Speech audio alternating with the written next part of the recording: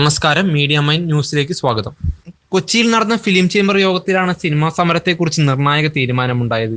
സമരവുമായി മുന്നോട്ട് പോകരുതെന്ന് സിനിമാ മന്ത്രി നേരത്തെ ആവശ്യപ്പെട്ടിരുന്നു. ഇതോടെയാണ് സർക്കാരുമായി ഈ മാസം 10-ന് ശേഷം യോഗം നടത്താമെന്നും ചർച്ച വിജയിച്ചില്ലെങ്കിൽ മാത്രമേ പണിമുടക്ക് നടത്തൂവെന്നും ഫിലിം ചേംബർ അറിയിച്ചത്. ഒരു സിനിമാ വ്യവസായം ഗുണകരമായിട്ടുള്ള ഒരു മീറ്റിംഗ് വയ്ക്കും. ആ മീറ്റിങ്ങിനോട് ശേഷം നമ്മൾ ഒരു ഡേറ്റ് മാത്രമേ അനൗൺസ് ചെയ്യുള്ളൂ. അതിനുശേഷം നമുക്ക് അനുഭവപൂർവമായിട്ടുള്ളൊരു തീരുമാനങ്ങൾ ഉണ്ടാകുന്നില്ല എന്നുണ്ടെങ്കിൽ തീർച്ചയായിട്ടും ചേംബറിന്റെ നേതൃത്വത്തിൽ ഈ സമരവുമായിട്ട് മുന്നോട്ട് പോകും. ഞങ്ങളുടെ നിലനിൽപ്പാണ് ഒരു പ്രധാന വിഷയം. സിനിമാ തിയേറ്ററുകളായാലും ശരി, പ്രൊഡ്യൂസറായാലും ശരി, ഡിസ്ട്രിബ്യൂട്ടറായാലും ശരി, നിലനിൽക്കാൻ പറ്റാത്ത ഒരു സാഹചര്യത്തിൽ കൂടെ മുന്നോട്ട് പോകുന്നു. ആ ചർച്ചയ്ക്ക് ശേഷം അനുഭവപൂർവമായിട്ടുള്ളൊരു തീരുമാനങ്ങൾ ഉണ്ടായില്ല എങ്കിൽ മറ്റു കാര്യങ്ങൾ ഞങ്ങൾ ഉടനെ തന്നെ അറിയിക്കുന്നതായിരിക്കും.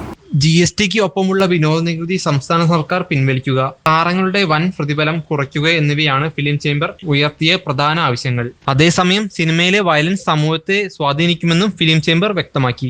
സെൻസർ ബോർഡിനാണ് ഇക്കാര്യത്തിൽ ഉത്തരവാദിത്വമെന്നും വാർത്താ സമ്മേളനത്തിൽ film chamber president BR Jacob പറഞ്ഞു. News desk, media mind.